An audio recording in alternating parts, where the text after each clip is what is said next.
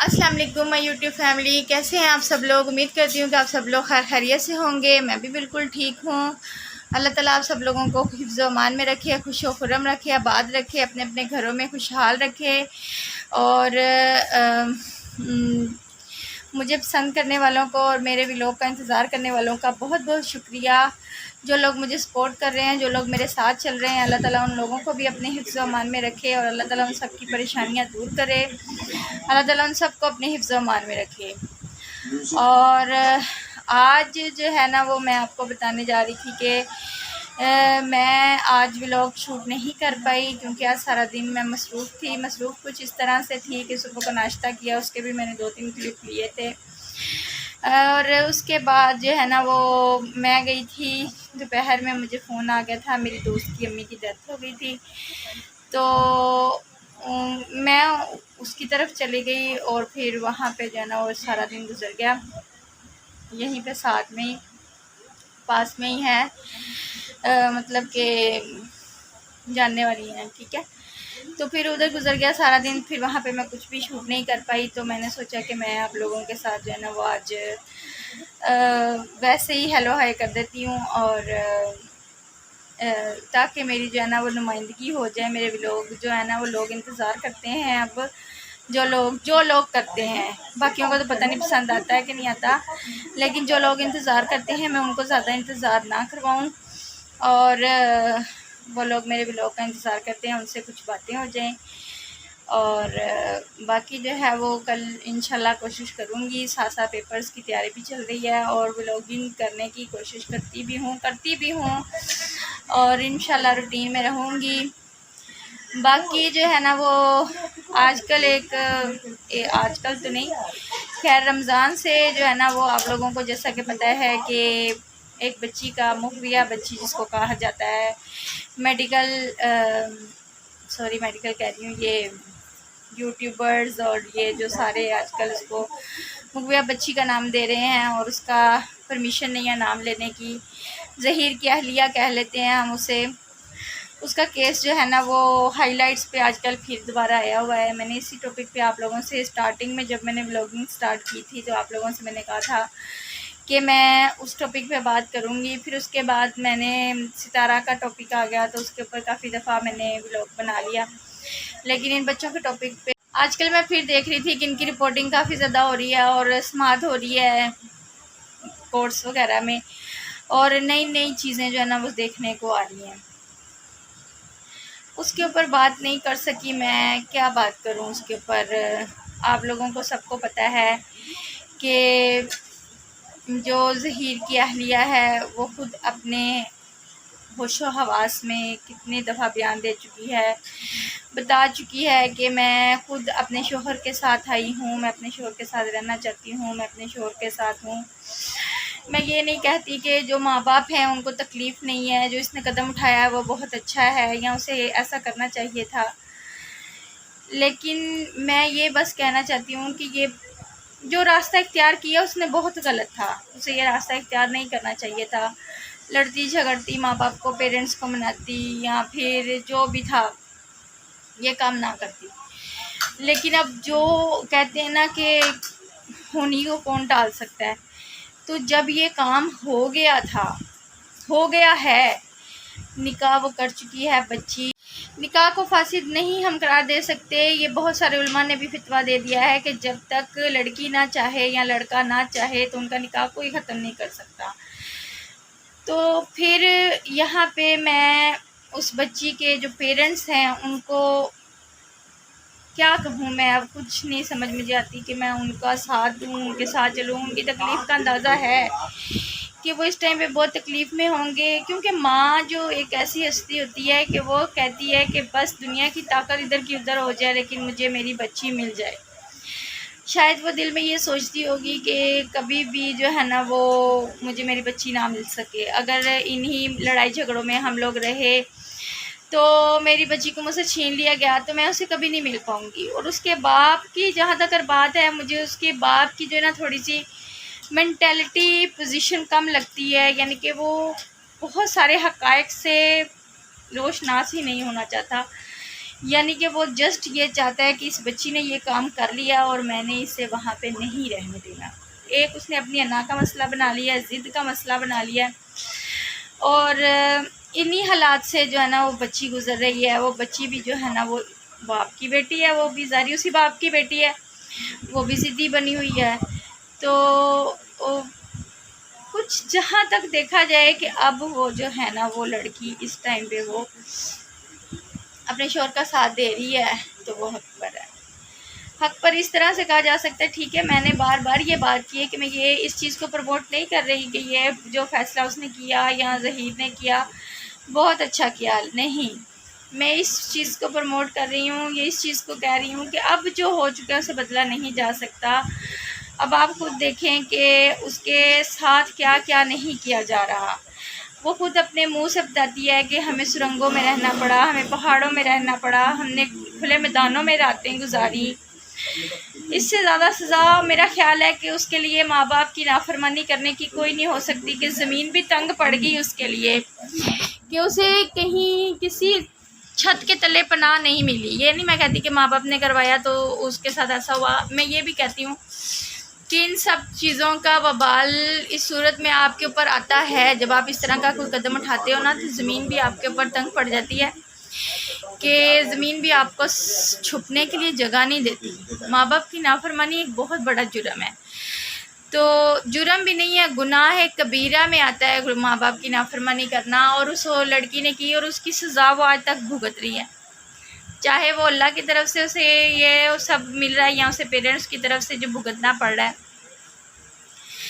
उसके अलावा वो फिर बताती है जी कैसे कैसे वो लोग कैसे कैसे कहाँ कहाँ गए और कैसे कैसे उन सब लोगों ने क्या क्या फेस किया।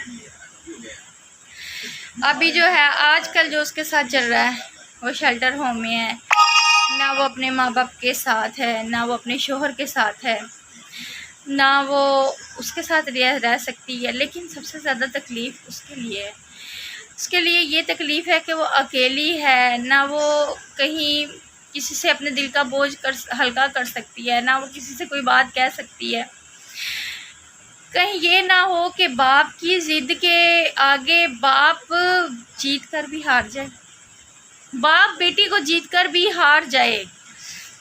ये बस मैं कहना चाहती हूँ कि उसके बाप को ये चीज़ें सोचनी चाहिए, उसको ये सोचना चाहिए कि ये जो मैं करने जा रहा हूँ उसके बाद क्या बेटी मैं खो दूँगा। हो सकता है कि बेटी एग्जॉस्ट होकर खुद की जान ले ले या जान दे दे, चलें ये भी ना होगा। ये भी हो सकता है कि बेटी इतनी नफ़रत करे बाप के साथ कि वो बाप के घर में आ भी जाए, ये लोग केस जीत भी जाएं, लेकिन सारी उम्र वो बाप को उस तरीके से वो रिस्पेक्ट ना दे सके जो पेरेंट्स को दी जाती है।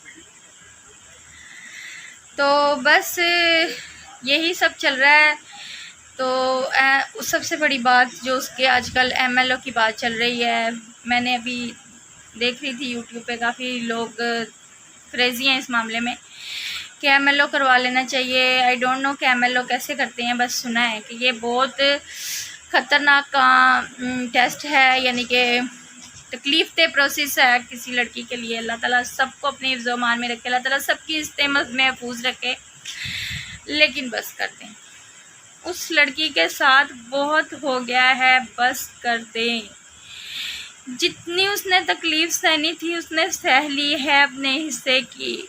आप खुद देखें कि जब वो घर से गई थी तो वो क्या थी, आज वो लड़की क्या बन चुकी है।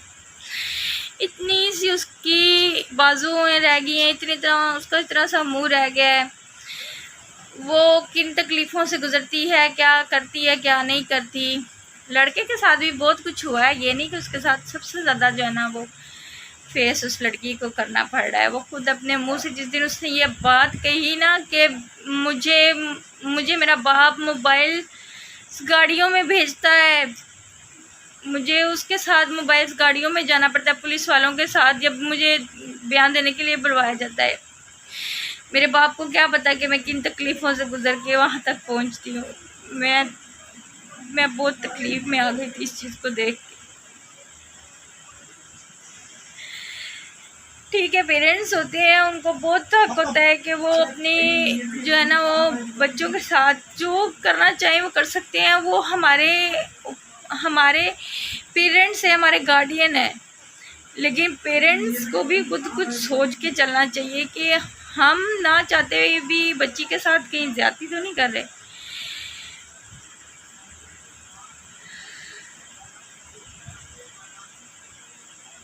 मुझे उस बच्ची के लिए सबसे ज़्यादा जो है ना वो तरस आता है कि इन सब लोगों ने उसका क्या से क्या बना दिया है। यूट्यूबर्स को अपनी पड़ी है, व्यूवर्स की पड़ी है, और पेरेंट्स जो हैं वो अपनी ज़िद और अना में आए हुए हैं। ज़हीर जो है वो उसे दूर नहीं जाने देना चाहता। ज़ाहिर बात है उसकी बीवी है, अगर मोहब्बत नहीं भी करता, ज़ाहिर बात है उसकी माँ भी यही चाहेगी कि मेरा केस कमज़ोर हो जाएगा अगर मैं इस लड़की को छोड़ देंगे हम, ये लड़की भाग जाएगी। कोई इधर से खींच रहा है, कोई उधर से खींच रहा है, कोई इधर से खींच रहा है। ये कहते होंगे तुमने नहीं जाना, वो कहते होंगे हमारे पास आ जाए, हम लोग केस जीत जाएं। एक केस में लड़की पिस रही है बस, और कुछ भी नहीं। बहरहाल अल्लाह ताला उसके लिए आसानियाँ फरमाए, उसके लिए उसके माँ बाप को हिदायत दे, और हमारे पाकिस्तान के जज साहिबान जो भी हैं फ़ैसला करें, वो बहुत सोच समझ कर फ़ैसला करेंगे। मुझे पूरा एतमाद है अपने पाकिस्तान की अदालतों पर कि वो जो बेहतर लगेगा उनको वो करेंगे। इंशाल्लाह वो बेहतर फ़ैसला करने वाले हैं, और वो अल्लाह ताला उनको भी हिदायत दे कि वो बेहतर फ़ैसला करें, इंसाफ पसंदी पर रह के फ़ैसला करें, जो हक़ में जिसके बेहतर है वो फ़ैसला करें। तो बाकी जो है ना वो यही चंद बातें थी जो मैं लोगों तक पहुंचाना चाहती थी। मुझे किसी चीज़ से कोई हमदर्दी नहीं है, ना ज़हीर से ना उसके घर वालों से।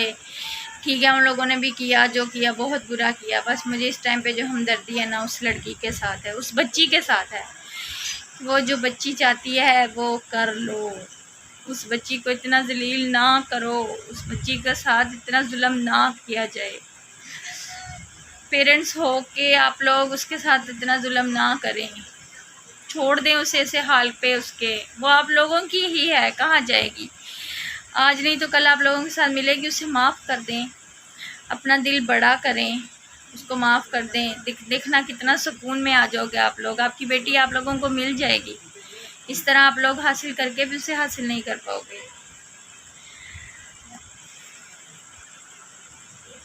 इसी के साथ दीजिए मुझे इजाज़त, और फिर कल एक नए व्लॉग के साथ आपकी खिदमत में हाजिर होंगी।